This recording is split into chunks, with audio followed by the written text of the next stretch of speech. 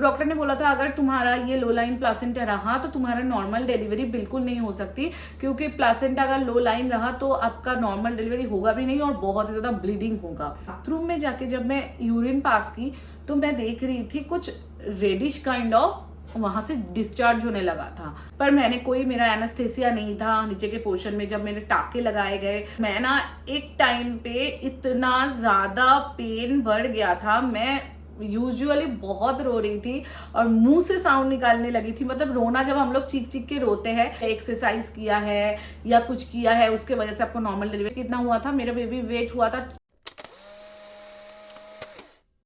Hi guys, myself Riya and welcome back to my channel. और आज मैं आ गई हूँ और एक नए वीडियो के साथ। बहुत दिन बाद ऐसा एक इंट्रोडक्शन आप लोगों के साथ शेयर करी हूँ, क्योंकि बहुत दिन हो गया ऐसा इंट्रोडक्शन ही मैं नहीं दे पा रही थी। क्योंकि आप लोगों को पता है क्यों नहीं दे पा रही थी, क्योंकि नॉर्मल डिलीवरी हुई है और आज है 20 डेज, मतलब डिलीवरी के बाद 20 डेज। तो आप लोगों का सबसे ज़्यादा जो कॉमेंट मेरे पास आ रहा था, देखो एक तो आप लोगों ने ब्लेसिंग से भर दिया और मुझे इतना ज़्यादा top of the world feel करवा रहे हो, क्योंकि आप सबका इतना कमेंट आ रहा है कि रिया दी आपसे हम लोग बहुत ज़्यादा मोटिवेट हुए, आपसे बहुत पॉजिटिव वाइब आ रही है। हम लोगों ने आपका पूरा 9 मंथ का जर्नी देखा है, आपने किस तरह सब कुछ अकेले मैनेज किया है, सब कुछ अकेले करती थी। और आप सबको पता भी है कि मेरा लो लाइन प्लासेंटा हो गया था जब मेरा 5 मंथ्स हुआ था, तो इसीलिए आप लोगों ने इतना मतलब एनकरेज किया, मुझे मोटिवेट किया। और आप लोग मेरा नॉर्मल डिलीवरी के बाद मुझे इतना ज़्यादा सपोर्ट कर रहे हो, इतना ज़्यादा प्यार दिखा रहे हो कि आपने करके दिखाया रिया दी। हम लोग सोचे थे कि आप ही नॉर्मल डिलीवरी आप कर सकोगे, तो नॉर्मल डिलीवरी के बाद इतना ज़्यादा पॉजिटिव मैसेज आ रहा था। और आप सबका कमेंट्स भी मैंने चेक किया, क्योंकि मेरे साथ मैंने देखा था बहुत जन है जो प्रेग्नेंट थे, अभी भी है शायद, क्योंकि मेरा तो ड्यू डेट 15 मई को है, अभी 15 मई भी टाइम है। आप लोग मुझे ये शेयर करने के लिए बोल रहे हो कि कैसे आपका नॉर्मल डिलीवरी हुआ और आपका नॉर्मल डिलीवरी का स्टोरी शेयर करो, ताकि हम लोगों को भी थोड़ा सा मोटिवेशन मिले और हम लोग भी नॉर्मल डिलीवरी के लिए अपने आप को रेडी कर पाए। तो मैं सबसे पहले तो एक चीज़ बताना चाहूँगी कि आप लोगों ने मेरा पूरा 9 मंथ्स का जर्नी देखा है, फर्स्ट टू लास्ट तक शायद नहीं देख पाया, क्योंकि 9 मंथ्स स्टार्ट होते ही मेरा जो बेबी है उसको आने का इतना मतलब एक ये था ना कि ईद मुझे सेलिब्रेट करना है मेरे पापा मम्मी के साथ, इसीलिए रायु सबसे पहले आ गई ईद के दिन। ये हमारे लिए बहुत बड़ी ब्लेसिंग्स है। एक्चुअली चांद रात के दिन, मतलब ईद के अगले दिन ना मेरा बहुत ही ज़्यादा पेन स्टार्ट हो गया था। मैंने आप लोगों के साथ ब्लॉग भी शेयर किया था। अचानक से मेरा जो बेली है, पेट है ना, वो थोड़ा सा ड्रॉप हो गया था और मैं रात में सो नहीं पा रही थी, बहुत बेचैनी फील हो रही थी। और मैं ना आप लोगों को ये बताना चाहूँगी, नॉर्मल डिलीवरी का सबसे बड़ा जो सिम्टम है, आपको कॉन्स्ट्रक्शन आने चालू हो जाते हैं। तो कॉन्स्ट्रक्शन मतलब आप कैसे समझोगे, मतलब ना आपका पेट थोड़ी देर के लिए थोड़ा सा टाइट फील होगा, लगेगा मतलब अभी क्रैम्प टाइप का पेट में एक स्टार्ट हो जाएगा और लगेगा अभी ना आपका जो बेबी है वो निकल आएगी, ऐसा टाइप का एक फील होगा। पेट में बहुत ही ज़्यादा दर्द होगा, बहुत अनकंफर्टेबल फील करोगे, मतलब बहुत ही ज़्यादा अनकंफर्टेबल फील करोगे और थोड़ी देर में ना वो रिलीज हो जाएगा, बस आप नॉर्मल हो जाओगे। थोड़ी देर के लिए वो क्रैम्प आएगा, थोड़ी देर बाद वो रिलीज हो जाएगा। तो मैं जब डॉक्टर को दिखाने गई थी 36 वीक स्टार्ट होते ही, तो डॉक्टर को मैंने बोला कि मैम मुझे ना थोड़ा सा पेन स्टार्ट हो गया है। तो उन्होंने बोला कि हाँ ये होते हैं, ये साइन है। पर मैंने ना उनको बोला कि ऐसा टाइप का पेन हो रहा है कि कुछ देर हो रहा है, कुछ देर नहीं। तो उन्होंने बोला शायद तुम्हारे ड्यू डेट से थोड़ा सा पहले ही तुम्हारा जो बेबी है वो हो जाएगा। तो मैंने बोला ओके, पर उन्होंने कुछ मेडिसिन भी लिख के दिए कि अगर तुमको खूब ज़्यादा पेन हो रहा है तो तुम ये यूज़ करना, क्योंकि उनको भी पता था कि मेरा डिलीवरी में टाइम है। तो मैं जब नेक्स्ट दिन घर आई ना, थोड़ा तबीयत और ज़्यादा घबराने लगा, कॉन्स्ट्रक्शन और ज़्यादा चालू हो गए थे। और सबसे बड़ी चीज़ ना, मुझे ब्लड डिस्चार्ज होने लगी थी, थोड़ा सा रेडिश काइंड ऑफ, जैसे वाइट डिस्चार्ज होता है ना, तो उसके साथ रेड टाइप का कुछ निकल रहा था और ज़्यादा निकल रहा था। तो मैंने यूट्यूब में देखा तो वो लोग बोल रहे थे नॉर्मल डिलीवरी से पहले ना वो जगह डायलेटेड होना स्टार्ट होता है, तो वहाँ से म्यूकस काइंड ऑफ ऐसा कुछ मैंने टर्म पढ़ा था, तो वो निकलने लगता है है, मतलब बेबी को निकालने के लिए वो पहले आना स्टार्ट हो जाता है, उस जगह जो है वो डायलेटेड हो जाता है। तो मुझे लगा वो है, पर मुझे पैनिक भी हो रही थी। मैंने एक चीज़ आप लोगों से छुपाई थी, मैंने बताया नहीं था, इसीलिए नहीं बताया था। देखो बहुत जन मुझे सोशल मीडिया में ये भी बोलते थे कि तुम स्कूटी राइड करती हो, ये सही नहीं है, ये मत खाओ, वो मत खाओ, ये नहीं करो, वो नहीं करो, तुम मेकअप करती हो, तुम वीडियो बनाती हो, तुम घर का तुम इतना काम करते हो, तुम इतना बाहर घूमती हो, तो ये सही नहीं है, ये सही नहीं होता है। और उसके बाद आप लोगों को पता है कि फैमिलीज जो होते हैं, सो कॉल्ड फैमिलीज आपके इर्द गिर्द में जो रहते हैं, तो वो लोग क्या करते हैं ना, आप अगर कुछ भी बोलोगे वो लोग के तमाशा उठाने लगेंगे कि हाँ इसको तो होना ही था, ये बहुत ज़्यादा अपने आप को वंडर वुमन समझती है कि सब कर लेगी, देखना क्या होगा क्या होगा। इसीलिए मैंने वो बात छुपा दिया था। एक्चुअली मुझे ना 5 मंथ मतलब सरस्वती पूजा के नेक्स्ट दिन, मुझे बहुत अच्छे से याद है, सरस्वती पूजा के नेक्स्ट दिन मुझे ब्लीडिंग होना स्टार्ट हो गए थे, जो मैं आप लोगों को दिखाई थी। मैं हॉस्पिटल में गई थी इमीडिएट, तो वो ना मुझे ब्लीडिंग, वैसा ब्लीडिंग नहीं, स्पॉटिंग बोल सकते हो। तो 5 मंथ में मुझे स्पॉटिंग हो गए थे। तो डॉक्टर ने मुझे बोला, अगर मेडिसिन वगैरह दिया, पर वो स्पॉटिंग ना मुझे थोड़ा ज़्यादा हो गए थे, और ज़्यादा हो रहे थे, क्योंकि आप लोगों को पता है मैं बहुत बहुत ज़्यादा एक्टिव थी। और तो डॉक्टर ने बोला ये एक्चुअली तुम्हारा, अल्ट्रासाउंड जब किया देखा लो लाइन प्लासेंटा है, बहुत ही लो लाइन था, मतलब सर्विक्स के मुंह के थोड़ा सा आगे ही था, तो वो बहुत ही ज्यादा लो लाइन होता है। उससे लो हो जाता तो प्लासेंटा प्रीविया हो जाता, मतलब जिसमें एकदम ब्लीडिंग वगैरह होता है, बेड रेस्ट हो जाता है। तो डॉक्टर ने मुझे बोला ये लो लाइन प्लासेंटा के चलते हो रहा है रिया, तुमको बेड रेस्ट करनी है, और तुमको ना मतलब अभी घर का कुछ काम नहीं करना है, बिल्कुल बेड रेस्ट में जानी है तुम्हें, जब तक तुम्हारा ये कंट्रोल ना हो। तो मेरा वो थोड़ा ज्यादा ही हो गया था, तो इसके चलते ना मैं कुछ दिन के लिए, शायद 1 वीक तक मैं बेड रेस्ट की थी। उसके बाद मैं घर का सारा काम करती थी। आप लोगों ने देखा मैं फ्लोर में नहीं बैठती थी, ऊपर बैठती थी। तो डॉक्टर ने मुझे तब बोल दिया था, क्योंकि मैंने डॉक्टर को पहले ही बोला था मुझे नॉर्मल डिलीवरी करवानी है। तो डॉक्टर ने बोला था अगर तुम्हारा ये लो लाइन प्लासेंटा रहा तो तुम्हारा नॉर्मल डिलीवरी बिल्कुल नहीं हो सकती, क्योंकि प्लासेंटा अगर लो लाइन रहा तो आपका नॉर्मल डिलीवरी होगा भी नहीं, और बहुत ही ज्यादा ब्लीडिंग होगा।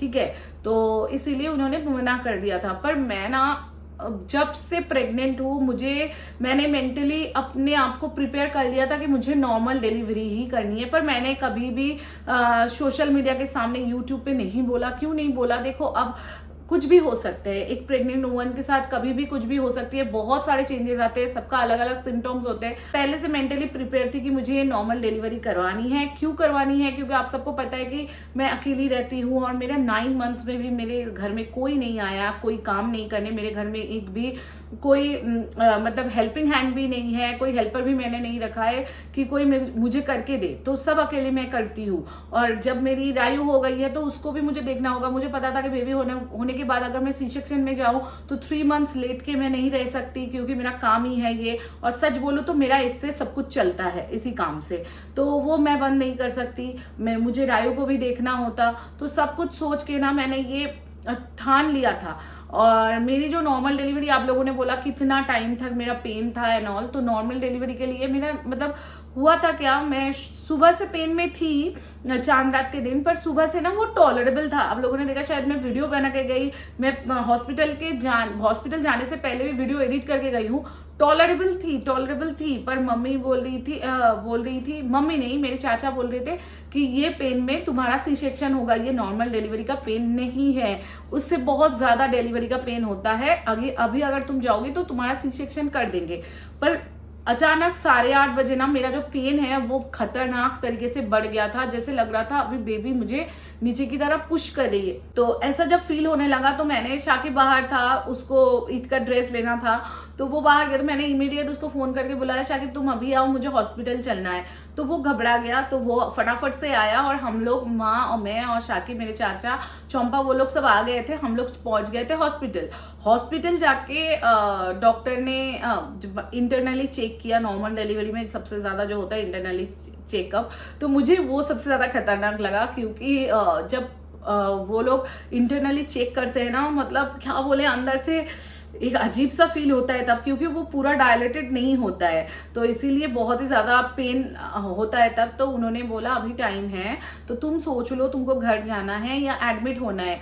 तो डॉक्टर ने मुझे बोला कि मैं बोलूँगी रिया तुम हॉस्पिटल में रहो, क्योंकि तुम सामने रहोगे तो नर्स लोग तुमको अच्छे से ऑपरेट कर पाएंगे कि तुम्हारा डायलेशन हो रहा है कि नहीं, वाटर ब्रेक हो सकता है, अगर तुम घर चली जाओगी तो तुमको फिर से रात में आना पड़ सकता है। और मैंने तो शाकिब ने डिसीजन लिया, सबने डिसीजन लिया कि तुम रुक जाओ आज के लिए। और डॉक्टर ने बोला अगर तुम्हारा पेन कम हो गया, तुमको एक इंजेक्शन लगाएंगे, उससे तुम्हारा पेन बढ़ भी सकता है और कम भी हो सकता है। अगर कम हो गया तो मैं सुबह आके तुमको छुट्टी दे दूंगा। मैंने बोला ओके ओके।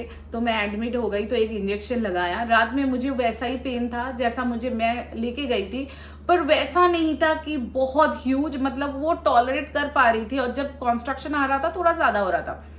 अब सुबह के टाइम में मेरी डॉक्टर आई थी एकदम 6 बजे के करीब, तो उन्होंने कुछ मुझे वजाइना में पुश करके गई थी। एक इंजेक्शन काइंड ऑफ ही था, ऐसा वाइट कलर का था। तो उन्होंने बोला ये इससे तुम्हारा जो वो पोर्शन है सर्विक्स का एरिया वो थोड़ा ज़्यादा डायलेटेड होगा। तो उन्होंने वो पुश करके दिया। और मेरे साथ और एक जन भी थे जिनको नॉर्मल करवाना था, उसको भी पुश किया, मुझे भी पुश किया, पर उसका ना पेन नहीं हो रहा था। उसको पुश करने के बाद भी डॉक्टर बोल के गई थी कि 2 आवर्स बाद ना पेन बहुत ज़्यादा बढ़ जाएगा वो पुश करने के बाद। तो उसका जो है उसका पेन खत्म हो गया था, कम हो गया था, तो उसको ओटी कराना पड़ा बाद में, मुझे पता चला था। और मेरा जो है ना पेन बहुत ही बढ़ गया था अचानक से, इतना बढ़ गया था कि मैं बाथरूम गई। और बाथरूम में जाके जब मैं यूरिन पास की तो मैं देख रही थी कुछ रेडिश काइंड ऑफ वहाँ से डिस्चार्ज होने लगा था। मतलब वो एक अजीब काइंड ऑफ थिंग था। मैं ब्लड भी नहीं बोल सकती, मैं स्पॉटिंग तो बिल्कुल नहीं, ब्लड भी नहीं, कुछ अजीब सा चीज़ वहाँ से निकलने लगा था, जो देख के मैं बहुत ही ज़्यादा डर गई कि ये क्या है। तो मैं ना जो आया लोग रहती है, तो मैंने उनको बुलाया कि जल्दी जल्दी आओ, देखो ना मुझे कैसा हो रहा है। मैं तो मतलब मैं बहुत घबरा गई थी, ये क्या है देख के। तो उन्होंने फटाफट से मुझे बोला कि इसका लेबर स्टार्ट हो गया, इसको डिलीवरी रूम में लेके चलो। तो वो करीबन होगा तुम्हारा 10:30 बजे। तो 10:30 बजे वो लोग फटाफट से मुझे लेबर रूम में लेके गए। लेबर रूम में जब लेके गए तो नर्स आके देखी, तो उन्होंने बोला जे थोड़ा ज़्यादा डायलेशन इसका हो गया है, तो उन्होंने बोला कि तुम पुश करती जाओ जब तुम्हें कॉन्स्ट्रक्शन आएगा। अब वहाँ पे क्या हुआ, मेरा कॉन्स्ट्रक्शन मुझे आ ही नहीं रहे थे, मैं नॉर्मल लेटी थी, मुझे पेन नहीं आ रहे थे। तो उन्होंने बोला अभी तुमको पेन आएगा, तुमको समझ नहीं आ रहा है शायद, पेन जब आएगा तुम पुश करना, जैसे हम लोग पॉटी में जाते हैं जैसे पुश करते हैं ना, बिल्कुल उसी तरीके से पुश करनी है। तो मुझे बोले, तो मैं जब कॉन्स्ट्रक्शन आ रहे थे तो मैं पुश करने लगी थी। तो उसके बाद मेरा सलाइन जो है वो लगा दिया उन्होंने, वो चालू कर दिया। और उसमें भी कुछ इंजेक्शन वगैरह दिए, शायद पेन का होगा या क्या, मुझे नहीं पता। उसके बाद उन्होंने बहुत सपोर्ट किया, बोला अभी कॉन्स्ट्रक्शन आ रहे हैं, उनको ना पता चल जाता है कि हमारा पेट ना थोड़ा ज़्यादा टाइट हो जाता है, तो वो डॉक्टर्स को बहुत अच्छे से पता चल जाता है। तो वो बोल रहे अभी आ रहे हैं, पुश करो पुश करो पुश करो। पर मैं ना एक टाइम पे इतना ज़्यादा पेन बढ़ गया था, मैं यूजुअली बहुत रो रही थी और मुंह से साउंड निकालने लगी थी। मतलब रोना, जब हम लोग चीख चीख के रोते हैं, तो मुझे डॉक्टर ने यही बात बोला, तुम अगर रोगी, तुम्हारा मुंह से अगर साउंड निकल गया तो तुम्हारा बेबी का जो हेड आ रहा है वो पीछे चला जाएगा, क्योंकि मेन आता है उसमें ब्रीथिंग का पावर, मतलब पुश का पावर। तुमको उसको पकड़ के रखना है, जैसे कि ऐसे करके, मतलब पकड़ के रखना है, छोड़ना नहीं है। मुंह से जब तुम्हारा ब्रेथ निकल जा रहा है तो वो हेड आके भी पीछे चला जाएगा। तो मुझे वो समझ में आ गया। तो मैं उसके बाद एकदम ऊपर वाले का नाम लेके, एक अलग लेवल का मेरे में पावर आ गया था। मैं उसको ना मतलब एकदम पकड़ के, हाथ को जकड़ के ना, मैं बहुत हेवी ब्रीथ को पकड़ के रखी थी ताकि जल्दी आ जाए। उन्होंने ये बात बोला, तुम जितना देरी लगाओगे इसमें तुम्हारा लेबर होता जाएगा, तुम्हारी बेबी नहीं आएगी, और बेबी भी अंदर होगा क्या, उसका हार्ट बीट फॉल हो जाएगा। तो मैं ना एकदम एनर्जी लेके, मतलब बोले उस टाइम ना मुझे अलग ही एक ताकत आ गई थी, शायद माँ होने का यही ताकत रहता है। मैं बहुत जोर से 2-3 बार वैसे मुंह दबा के बिल्कुल पुश करी, और उन्होंने बोला बेबी आ गया बोल के पेट के ऊपर से वो लोग पुश करते हैं थोड़ा सा। उस टाइम पे मुझे लगा यार मेरा पूरा बॉडी फेलियर हो गया, मतलब सारी चीजें मैं बता भी नहीं सकती क्या था। मुझे लग रहा है कि मेरे अंदर कुछ जान ही नहीं है। जब उन्होंने यहाँ से पुश किया, मैं लिटरली लाइक क्या बोलूँ, क्या फील हो रहा था। वहां से जब एक बार पुश किया और मैं पुश करी तो बेबी आ गई बाहर।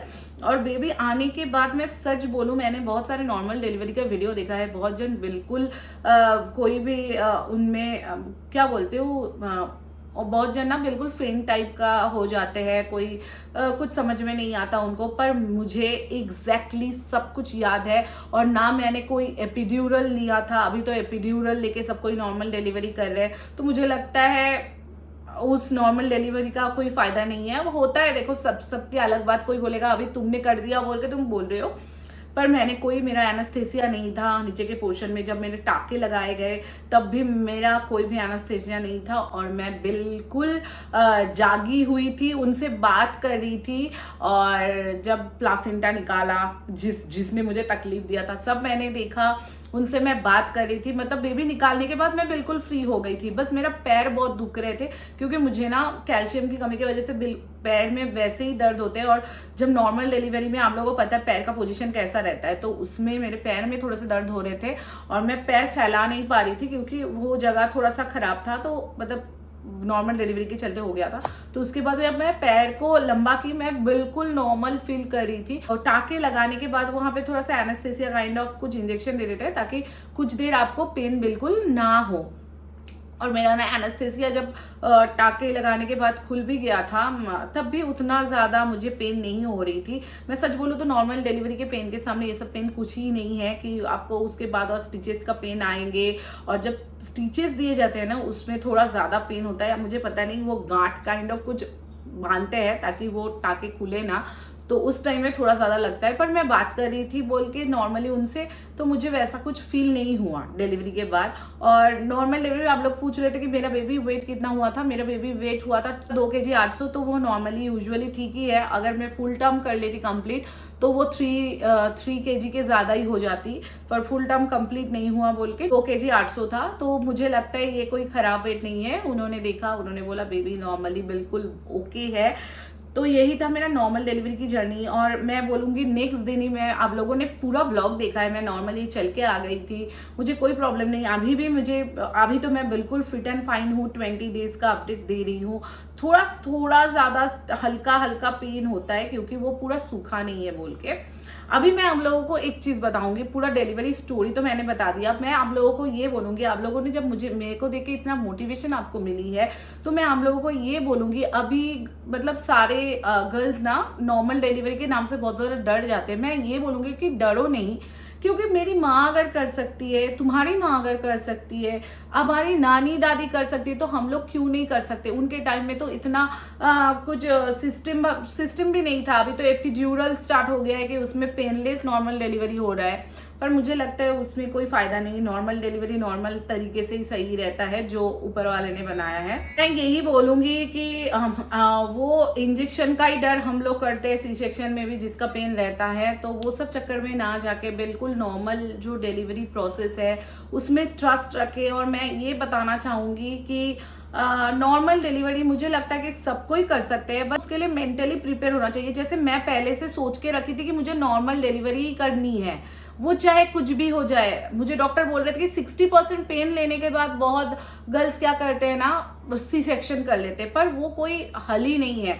मैं एक बार पेन ले लूंगी, उसके बाद मेरा लाइफ ना पूरा स्मूथ हो जाएगा, कोई भी तकलीफ नहीं है। पर सी सेक्शन में उस टाइम बस नॉर्मल एक फील है कि हाँ मतलब आराम से मेरा बेबी हो गया, पर उसके बाद जो तकलीफ है वो पूरा लाइफ टाइम का है। ये बस दिमाग में आपको घुसाना है कि मैं इतना दिन 9 मंथ्स उसको कैरी करना कोई आसानी की बात नहीं है। एक मतलब लड़की को पूरा सिस्टम सैक्रिफाइस करनी पड़ती है। अगर हम लोग वो कर सकते हैं, इतना पेन उठा सकते हैं, इतना उल्टी या किसी को कॉन्स्टिपेशन, किसी का जैसे मेरा ये ब्लड डिस्चार्ज हो रहा था, इतना मेंटल प्रेशर, इमोशनल हम लोग ब्रेकडाउन हो जाता है, मूड खराब हो जाता है, हम लोग खाना भी अपने मन मुताबिक नहीं खा पाते हैं, इंजेक्शन लेनी पड़ती है हजारों।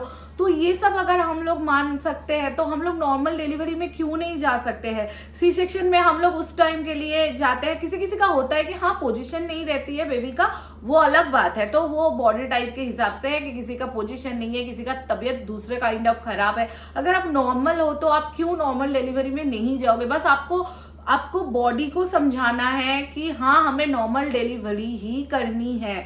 तो आप देखना आपका नॉर्मल डिलीवरी बहुत आसान हो जाएगा। हाँ पेन होगा, ह्यूज पेन है, मैं अभी भी बोल रही हूँ, मतलब वो पेन टॉलरेबल ही नहीं है, टॉलरेबल है।